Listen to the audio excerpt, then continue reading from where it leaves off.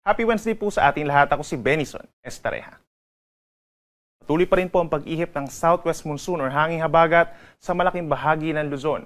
Ito yung hangin na siyang maraming dalang moisture at mainit at asahan po ang pag-ulan sa malaking bahagi ng Luzon. Samantala dito sa Visayas, as early as this morning, meron tayong mga thunderstorms na nararanasan, habang sa malaking bahagi ng Mindanao, andyan pa rin yung Intertropical Convergence Zone o yung ITCZ na siya nagdadala ng mga minsan malalakas na mga pag-ulan. Base naman sa ating latest satellite animation, wala tayong namamataang bagyo or low pressure area sa paligid ng ating bansa at wala rin tayong aasahang bagyo hanggang sa matapos ang weekend.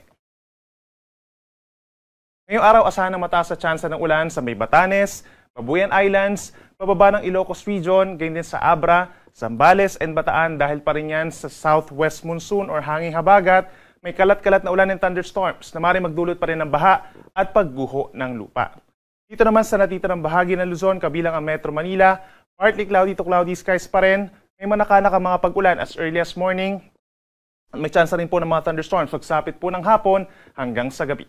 Temperatura natin sa Metro Manila mula 25 hanggang 33 degrees, habang sa Baguio naman 17 to 22 degrees Celsius. Sa ating mga kababayan po sa Palawan, asahan pa rin ng maulap na kalangitan, kalat-kalat na ulan at mga thunderstorms dahil pa rin sa habagat, kahit magbaon po ng payong kung lalabas ng bahay. Sa ating mga kababayan po sa Visayas, partly cloudy to cloudy skies for the rest of the day, bagamat as early as this morning, may mga tsansa ng mga thunderstorms lalo na sa may Western Visayas, Negros Island Region, and Central Visayas. At may tsansa rin ng mga thunderstorms pagsapit po ng hapon hanggang sa gabi. Temperatura natin sa may Palawan, 26 to 32 degrees, habang mainit sa may Metro Cebu, 34 degrees ang pinakamainit na temperatura. At sa ating mga kababayan po sa Mindanao, magbaon po ng payong ang nasa western and southern portions, kabilang ng Zamboanga Peninsula, Bangsamoro Region, Socsargen, at mga probinsya ng Davao Occidental, Davao del Sur, and Davao Oriental dahil pa rin yan sa ITCZ or Intertropical Convergence Zone. Habang sa natitirang bahagi naman ng Mindanao, for Northern Mindanao and Caraga Region, asahan nyo partly cloudy to cloudy skies at may chance rin ng mga pulupulong mga paulan pagsapit ng hapon hanggang gabi. Temperatura natin sa may Zamboanga City and Davao City hanggang 32 degrees Celsius.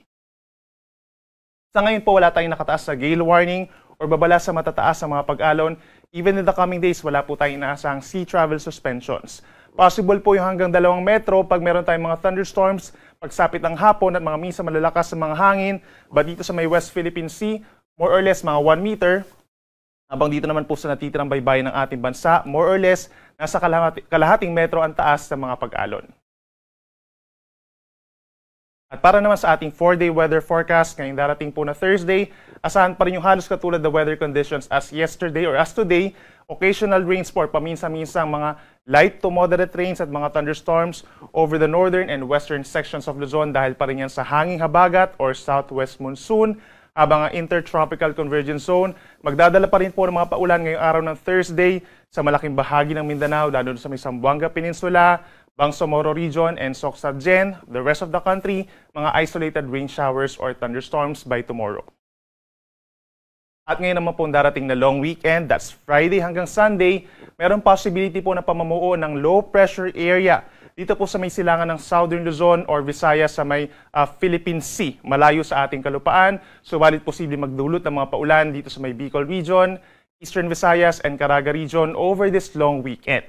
Habang posible rin ito mag-trigger or magsimula ng southwest monsoon muli dito sa may western sides ng Southern Luzon, Visayas, and Mindanao. Kaya possible pa rin po ang maulap na kalangitan at kalat-kalat na ulan sa may Mimaropa, Western Visayas, Negros Island Region, Central Visayas, hanggang dito sa may Zamboanga Peninsula pa rin, Bangsamoro Region and Socsargen, as well as Northern Mindanao. Kaya magbaon po ng payong kung lalabas ng bahay. Include na rin sa mga plano natin yung mga magiging pag-ulan sa mga mamamasyal po dito sa mga areas natin sa may Southern Luzon, Visayas, and Mindanao. Sa natitirang bahagi ng Luzon and Mindanao, partly cloudy to cloudy skies over this long weekend.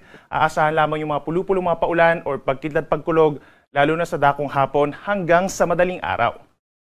Ang ating sunrise ay 5:26 AM at ang sunset ay 6:23 ng gabi. Yung muna latest mula dito sa Weather Forecasting Center ng Pag-asa, ako muli si Benison Estareja na nagsasabing sa anumang panahon, Pag-asa ang magandang solusyon.